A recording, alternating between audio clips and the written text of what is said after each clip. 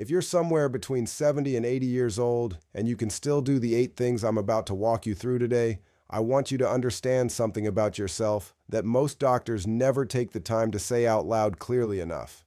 You are not just doing well for your age. You are in a category so uncommon that across the entire population of people your age, we're talking about roughly 1%, maybe less, who genuinely qualify. Not the luckiest 1%, not the ones who simply happen to be born with the right genes and coasted.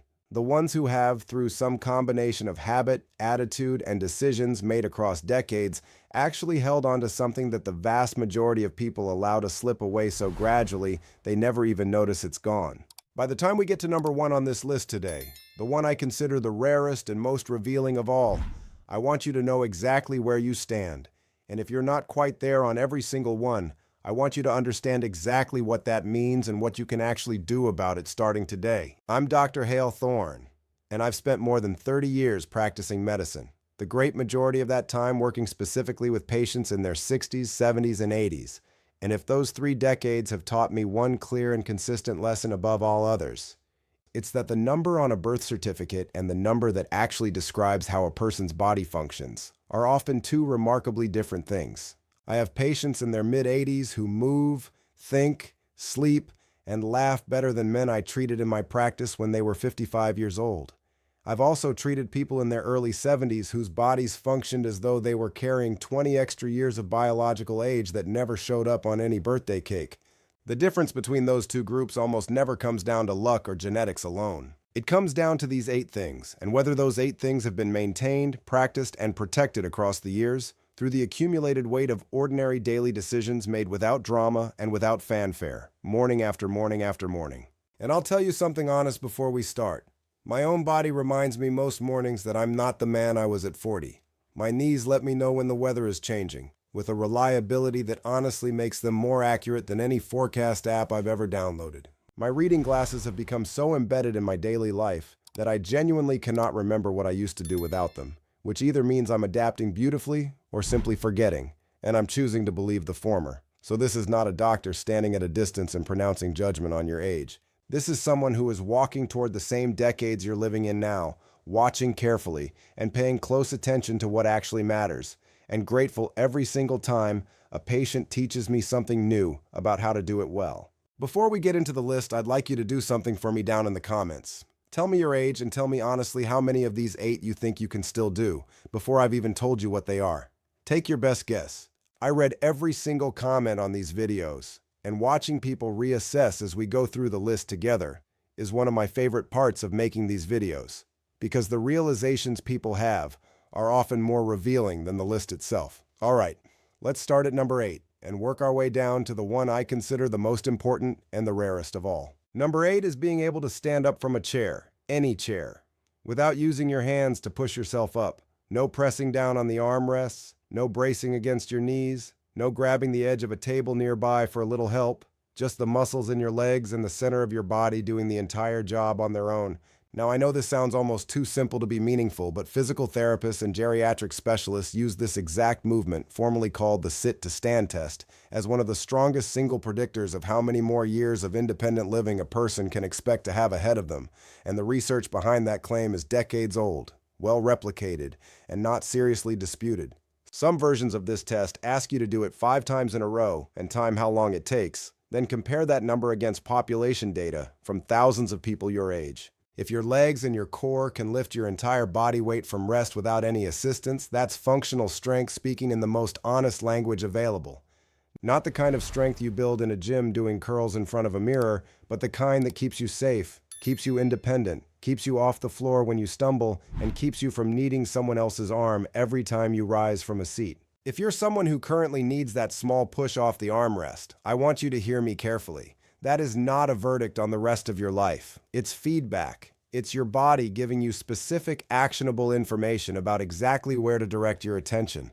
I've watched patients in their late 70s who could barely get out of a dining chair without gripping it with both hands rebuild that strength over months of simple and consistent practice. Nothing exotic. Simply doing sit-to-stands against their own kitchen chair while the coffee brewed every morning, until they stood up in my office one day and neither of us said a word about it because we both knew what it meant. Small changes in the right direction compound into large differences in the right direction, given enough time and enough consistency, and there is no age at which the body has completely lost its ability to adapt to what you ask of it. Number 7 is being able to carry 2 full bags of groceries up a flight of stairs without having to stop partway to catch your breath or put the bags down and rest. This seems like a mundane test until you understand what it's actually measuring, and what it's measuring is whether your heart and your lungs are still functioning as a coordinated team, rather than competing systems that have started to work against each other. When the cardiovascular system is genuinely healthy and well-conditioned, this kind of sustained moderate exertion doesn't require conscious effort or deliberate recovery. It simply happens, the same way it happened at 50 and at 40 and at 30. Unremarkable, automatic, something done while holding a conversation about something entirely unrelated. When it begins to require deliberate management, whether that's slowing down, stopping, or quietly asking whoever is with you to take the heavier bag, that shift almost always happens so gradually that people accommodate to it without ever acknowledging it as a change. They take the elevator instead of the stairs, without consciously deciding to. They park closer to the entrance at the grocery store specifically to minimize the walk without articulating to themselves why. They ask a grandchild to bring things in from the car. None of these feel like decline in the moment. They feel like reasonable convenience, and that's exactly what makes them worth naming clearly, because the body responds to convenience the same way it responds to any other form of reduced demand, by gradually shedding the capacity that's no longer being asked for. If you can still carry those bags up those stairs without a second thought, you have something genuinely worth protecting. And protecting it means continuing to ask your body for that kind of effort, rather than quietly removing the request. Number 6, and this one genuinely surprises most people when I mention it, is being able to button a shirt or blouse, thread a needle, manage the clasp on a piece of jewelry, or manipulate small objects with your fingers without them trembling more than they used to, or without it taking significantly longer than it once did. Fine motor control in the hands is one of the earliest and most under-noticed casualties of the changes that come with age, and most people don't realize how much has shifted until they find themselves struggling with something that once required no conscious attention at all. A button at the collar before church on Sunday morning, sorting through a handful of change quickly, the tiny clasp on a bracelet in morning light, the thread through the eye of a needle while sitting in the living room in the afternoon. The brain-to-hand connection involved in these tasks is genuinely complex, requiring precise coordination between the nervous system and the small muscles of the hand that most people take completely for granted until that coordination becomes less automatic and requires more deliberate effort to achieve the same results. I had a patient, a woman named Eleanor, 77 years old, who'd been an accomplished seamstress her whole adult life, and began quietly working on simpler and simpler projects over the course of about 3 years, not because she'd lost interest in more complex work, but because the more complex work had started to frustrate her in a way she hadn't wanted to examine too closely. When we talked through it honestly, the issue was clear: fine motor changes that had been gradual enough to feel like a slow deterioration of patience rather than a physical shift, which is exactly how subtle this kind of change tends to present itself. Using these skills regularly, keeping up with projects and tasks that require fine motor precision, is one of the few things that genuinely slows the pace of this particular kind of change rather than simply accommodating to it. Number 5 is standing on one leg for a full 10 seconds without reaching out to grab anything for support. Just you, one foot, and whatever balance your vestibular system and your lower body can provide together without any external help. This is a balance test, and balance, as I've explained to many patients over the years, is not simply a matter of not falling down. It's the single most direct window we have into a complex set of systems working together: the inner ear, the visual system, the proprioceptive signals from the feet and the legs telling the brain where the body is in space, and the neurological pathways that coordinate all of them in real time and make seamless, automatic corrections dozens of times per second so that you remain upright without ever thinking about it consciously. When everything is working well, you're completely unaware of any of it happening. When it starts to slip, the slipping is subtle enough that most people first notice it as a vague sense of being slightly less sure of themselves in certain situations, stepping off a curb onto an uneven surface, walking across a dark room at night, navigating unfamiliar pavement on a trip somewhere. Situations where the margin for error is slightly smaller than usual, and the body no longer has quite the automatic reserve to handle it without a moment of conscious compensation. I've had patients take this test in my office and genuinely believe they're passing it, when they're unconsciously stabilizing themselves against a wall or a countertop, or even the edge of my desk, supports they've incorporated without any awareness, because the brain is extraordinarily good at compensating quietly for a long time before the compensation becomes obvious. I had a patient, a man named James, 74 years old, a retired civil engineer who still went on long hikes on weekends and genuinely considered himself in excellent physical condition, who failed this test initially by that precise mechanism, hand resting gently against the wall the entire time, barely touching it, just enough. We worked together on true, unsupported balance training over about 6 months, and when he finally held it for a full 10 seconds without any contact, he told me it felt like a genuinely significant achievement in a way that surprised him for a man who'd climbed mountains and thought he had nothing to prove. 10 seconds of genuinely unsupported single-leg stance is a real marker. If you can do it today, protect it. If you can't quite get there yet, it is absolutely trainable with consistent, specific practice. Number 4 is being able to lower yourself all the way down to the floor and get back up again without using your hands to push yourself up from the ground. Not bending over to pick something up, actually sitting or kneeling on the floor, the way you might to play with a young grandchild, reach under a bed for something, or tend to a garden, and then returning to standing entirely under your own power. There is specific research on this movement, sometimes called the sitting rising test, that found statistically significant associations between the ability to perform it without using hands and substantially better long-term health outcomes across the population studied, including remarkable differences in mortality over the follow-up period. This is a test that simultaneously requires leg strength, hip flexibility, core stability, and balance all working together in a coordinated sequence, and it cannot be compensated for by any single one of those attributes working alone. You genuinely need all of them functioning together. The people who can still do it at 75 and 80 have, in almost every case, been using their bodies consistently across the decades in ways that kept all of those capacities working in concert rather than allowing each one to drift away quietly while they waited for a problem significant enough to motivate action.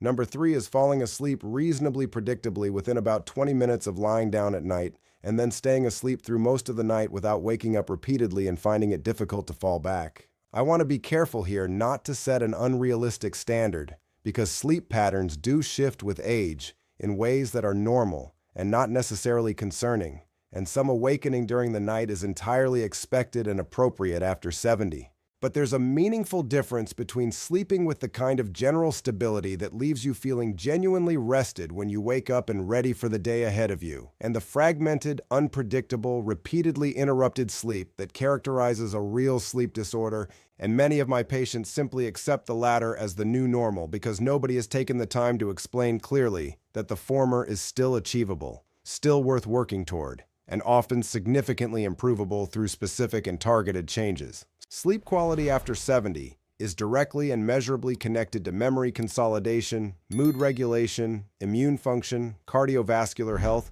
and the speed at which the brain can clear the metabolic waste products that accumulate during waking hours, the kind of housekeeping the brain does during deep sleep that we now understand is genuinely critical rather than simply restorative. The people who still sleep well at 75 and 80 have something genuinely rare and genuinely valuable, and most of them don't fully appreciate it because they've never thought about sleep as an achievement worth recognizing until it starts to slip away. Number 2 is being able to read a full paragraph aloud at a comfortable conversational pace without running out of breath before the end of it, without the voice fading noticeably, and without needing to pause specifically for breath rather than for natural phrasing. This is a simple and accessible test of respiratory capacity and oxygen efficiency, 2 things that decline gradually and silently in most people across the decades of adult life, often without causing any obviously distressing symptom until the decline has become quite substantial. The body is extraordinarily good at compensating for reduced lung capacity by simply reducing the demands placed on it, taking the stairs less often, walking more slowly, carrying less, resting more. All of these adjustments happening so naturally and so incrementally that they register as sensible choices rather than as evidence of a system quietly losing ground. If you can read comfortably aloud for a sustained period, if you can carry a genuine conversation across a full afternoon without your voice fading or your breath getting short, you have respiratory function that a meaningful proportion of people your age have already compromised without necessarily being aware of precisely how much. And number 1, the one I've saved for last because I genuinely believe, after 30 years of medicine, that it is the rarest and most revealing of all 8, is that you still laugh easily and often at small things, real things, the kind of laughter that doesn't require a carefully constructed joke or a dramatic setup, just the general absurdity and warmth of being alive and experiencing the world alongside other people. Not a polite acknowledgement, not the social performance of laughing because the situation calls for it. An actual, unguarded laugh that comes from somewhere genuine and relaxed inside you. The kind that sometimes catches you slightly by surprise. The kind that occasionally makes you reach out and touch someone's arm because you need to share it with them. I know this sounds nothing like the other 7 on this list. I know it sounds like something you'd read in a greeting card rather than hear from a doctor in what is supposed to be a clinically grounded conversation. But I'm asking you to take it seriously, because the research behind it is serious, and the clinical observations that I and many of my colleagues have made over decades of working with older adults are consistent and hard to dismiss. The research on laughter, social joy, and positive emotional engagement in older adults is not soft, sentimental, or preliminary. It is robust, replicated, and increasingly hard to dismiss. People who maintain the capacity for genuine, unguarded laughter consistently demonstrate stronger immune function in research settings, lower levels of inflammatory markers that drive so many of the chronic conditions of aging, better cognitive performance across multiple domains of testing, and significantly better subjective quality of life compared to people of the same chronological age who have lost that quality, or who never quite had it to the same degree. There are mechanistic explanations for some of this, involving the neuroendocrine effects of genuine positive emotion on cortisol, on inflammatory cytokines, on parasympathetic activation, but honestly, the mechanism matters less to me as a clinician than the pattern I've observed directly, which is that the patients who still laugh easily are almost invariably the ones who are still genuinely engaged with the world around them, still curious about what happens next, still connected to the people in their lives in ways that carry genuine meaning, still bringing their full selves to the days available to them rather than waiting patiently in a chair for time to pass. I had a patient, a man named George, 82 years old, who came to me for a standard checkup and spent the first 10 minutes of our appointment telling me about a conversation he'd had with his youngest grandson over the phone the previous evening that had apparently made both of them laugh until they were genuinely crying. He couldn't even finish telling me the story without laughing again in the retelling, and it occurred to me, watching him, that here was a man in his 80s who was still fully and joyfully inhabiting his own life in a way that I couldn't say with confidence about every 50-year-old I'd treated that week. His blood work was not perfect. His knees were not what they'd been. But something in the quality of his engagement with being alive was functioning at a level that I considered genuinely rare and genuinely worth naming. That quality of engagement protects health in ways that we don't fully understand mechanistically but see clearly enough in practice that I would put it on this list over almost any other single measurement. I also want to say something about what happens when this quality fades, because I think recognizing the early signs matters as much as celebrating when it's present. Grief, chronic pain, social isolation, and the quiet accumulation of loss that comes with living a long life can all erode the capacity for easy laughter in ways that feel entirely justified in the moment and may not register as something requiring attention until the erosion has become quite significant. If you used to laugh easily and find that you've stopped, that is worth paying attention to, worth naming, worth bringing to someone who can help, whether that's a doctor, a therapist, or simply the people in your life who knew you when you still did. Now, quick pause here. If you've made it this far, without skipping ahead to find out what number 1 was, that itself is a pretty good sign. Tap that like button if any of this is landing for you in a way that's meaningful.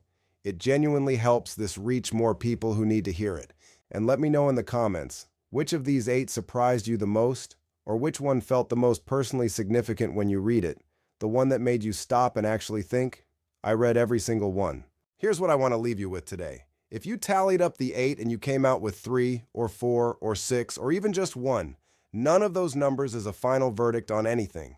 Every single one of these capacities is trainable, improvable, and responsive to the right kind of attention at the right level of consistency.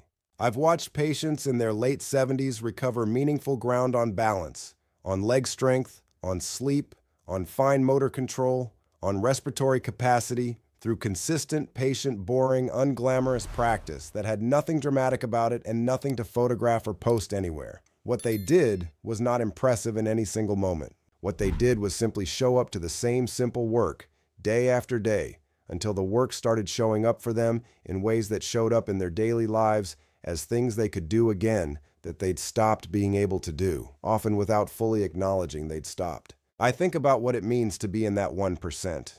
I think most people in that group don't know they're in it, don't experience their own lives as anything other than the way they've always been lived, the ordinary accumulation of ordinary days. That ordinariness is, I've come to believe, exactly the point. The people who hold on to these 8 things are almost never the ones who made dramatic changes at some critical turning point. They're the ones who kept doing the small things, consistently, without drama, for so many years that the consistency itself became the most remarkable thing about them, even if it never looked remarkable from the outside. Before you leave, think of someone you know who is still moving well, still sharp, still genuinely laughing at things and engaged with people, someone between 70 and 80 who has held on to something you respect, and send them this video. Tell them they're in the rare 1%, because they probably don't hear it enough. And it matters more than you might think to be told, clearly and honestly, that what you've managed to hold on to across these decades is not common, it is not ordinary, and it is genuinely worth appreciating and protecting. And if you want to know the one single morning habit that I recommend to nearly every single one of my patients in this age group, the one thing that I believe most directly protects all 8 of these capacities simultaneously, that's exactly what I'm covering in the next video, so don't miss it. This video is for general information and education based on clinical experience and published research, and is not a substitute for a conversation with your own doctor who knows your specific history far better than I ever could from here. Take good care of yourselves, and I'll see you in the next one.